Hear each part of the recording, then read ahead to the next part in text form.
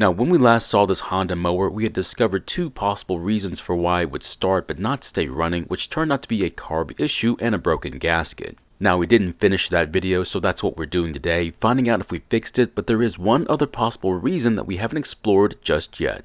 And it's the feature that most people seem to love about Hondas, but not enough to care about them. In today's video, we're going to be looking at this Honda lawnmower, and the problem is that the engine will start, but it won't stay running. However, the problem that was described to me was a bit different from what this one is doing, and to cover all our bases, we'll need to diagnose that issue as well. Now, I'm going to try and repair this mower, but yours might be different, and this might not work on yours, so if things are not working out for you, like in the video, please ask about it. I'll be glad to answer your questions. Now, initially the problem was that the engine would start and run, but when engaging the blades, the engine would stop. Of course, since this engine does have a blade stop system with a clutch, we'll have to see if either of the bearings for that system has failed. But since I replaced the bearings on this very mower only 2 years ago, I really don't think that's the issue, but we still need to check them anyway. Now, in the last video, we did our normal inspection and found out that for the most part, this mower is in basically the same condition it was in when I last saw it. That of course is great news, but now we have to consider how it got to the condition it's in right now in only a couple of years. The images you're seeing are from the last video of how we found it and when we discovered some of its issues it had. And after a quick spray and rinse, we then started to work our way down to the carb, inspect it, we found our issues, and then we started to clean it and then put everything back together, which is where our story picks back up. Unfortunately, I had left the carb covered in the cleaning solution in a bag overnight and it discolored it quite a bit.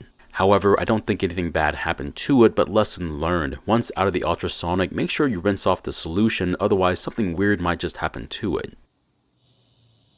I don't know if you could tell this, but I don't typically try to mention which cleaners I'm using in my ultrasonic, and that's done on purpose.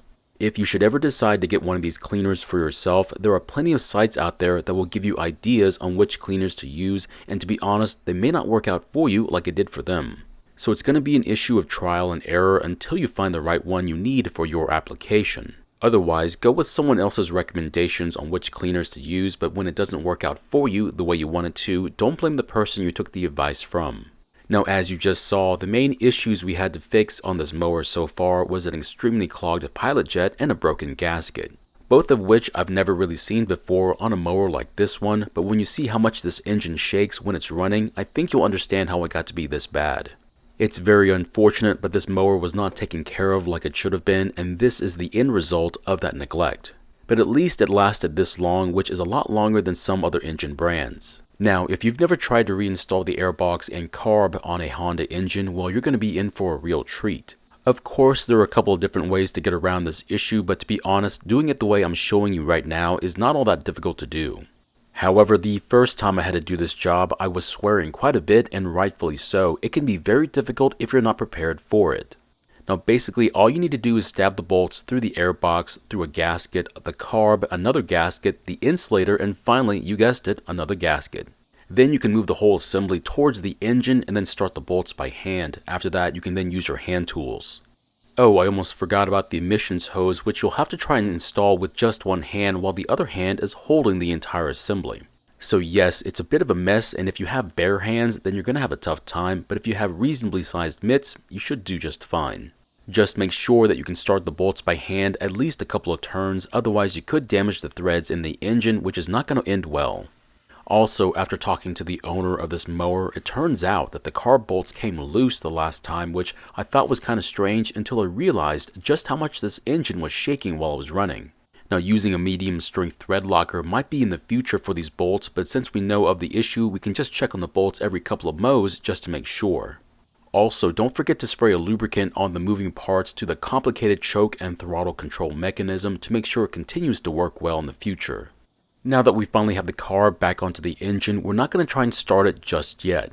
Instead, we need to check on the bearings for the clutch system. Of course, I wouldn't check it unless there was an issue, and even though we found a couple of issues we already fixed, we need to confirm this possibility before moving on. This is of course the main reason why I do not like having a clutch on a mower like this one. Because to me, it's more of a liability than anything else. If the bearings should fail, it could mean some very interesting issues for the mower, and if you're not aware of them, it could mean fixing it will be very challenging. So this is the first bearing we need to check, and all we have to do is spin the inner part of it and see if it's spinning freely or if it's locked up. But as you can see, it's acting just the way it's supposed to, and there's nothing wrong with it, which means we can now move on to the last bearing and check its condition. Now this one is the tougher bearing to check on because we have to deal with this rather large spring. But once it's off and we've disconnected the cable from it, we can then try and take it off the crankshaft. But this is when we run into an issue. This part will not separate from the drive pulley, so we can't take it completely off the engine. However, we can still check it by just spinning it on the crankshaft, and as you can see, it's spinning freely just like it should. So what would you do if one of the bearings was bad though? Unfortunately, it would mean that you'd have to replace the bad bearings to get the clutch to work the way it's supposed to. And if you want to see how to do just that, there should be a link at the top of the screen to a video showing you how to do that. I also have to let you know that putting that rather large spring back on can be very challenging, and there's no real good way to put it back on without prior experience. Now, I've tried it several different ways, and doing it the way I just showed you is the easiest way, but you can see me doing it other ways in different videos. Now, it's at this point where we can finally reinstall the blades and then get the mower ready for its next test start. But I would at least recommend that you open the fuel valve first and then let it sit for a few minutes just to make sure that there are no fuel leaks from the carb. And of course, wouldn't you know it, turns out there was a fuel leak, but it just needed to tighten the drain bolt on the carb, which was an easy fix.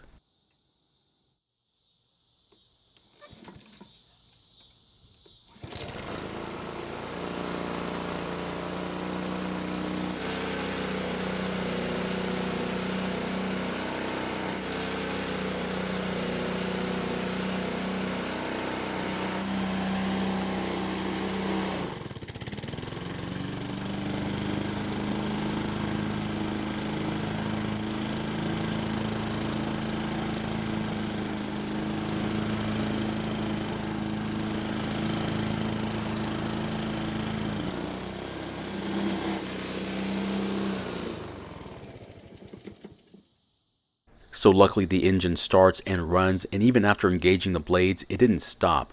Now the next big question is, will it start back up when it's warm?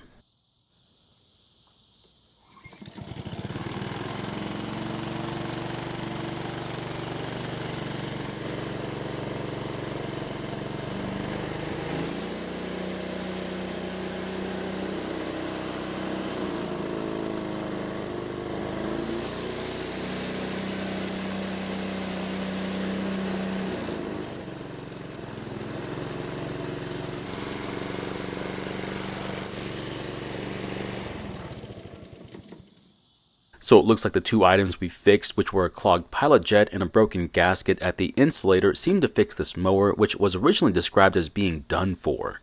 But as you can see, it's now starting and running just like it should, and it should be good for quite a while. However, it may not stay that way.